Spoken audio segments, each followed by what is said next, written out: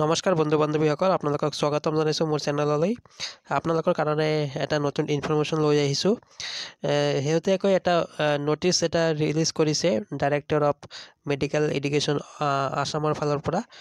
আৰু ইয়াতে লিখিছে ৰিচিডিউল নটিচ। এইটো ৰিচিডিউল নটিচ মানে যি আমাৰ DMEৰ পৰীক্ষা হ'বলগীয়া আছিল, আমাৰ হেল্থ ডিপাৰ্টমেণ্টত যিটো পৰীক্ষা অনুষ্ঠিত হ'বলগীয়া আছিল 9 মাৰ্চত, এই 9 মাৰ্চৰ এক্সামটো এতিয়া ৰিচিডিউল কৰিছে। আমি যদি চাওঁ এই নটিচখন যদি ভালদৰে চাওঁ, নটিচখন যদি চাওঁ আমি ভালদৰে চাবলৈ পাৰিম যে ইয়াতে কোন তাৰিখত ৰিচিডিউল কৰিছে সেইখিনি আমি গম পাম। প্ৰথমতে আপোনালোকে এই ডেটটো চাব পাৰিব।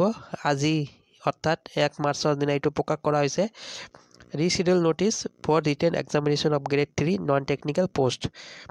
কি লিখা আছে ইয়াতে? This is for information of all concern date in reference to the advertisement number and notice number the written examination for filling up of vacancies of different grade 3 non-technical posts under the establishment of the Director of Medical Education Assam, which was scheduled to be held 9th March 2025, has been rescheduled.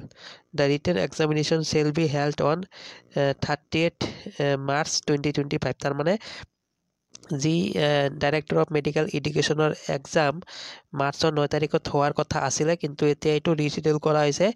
এতিয়া এইটো 30 মাৰ্চৰ দিনা 2025 অনুষ্ঠিত হ'ব। Further necessary instructions and information shall be available in the official website in due course of time. The candidate are therefore directed to visit the official website regularly.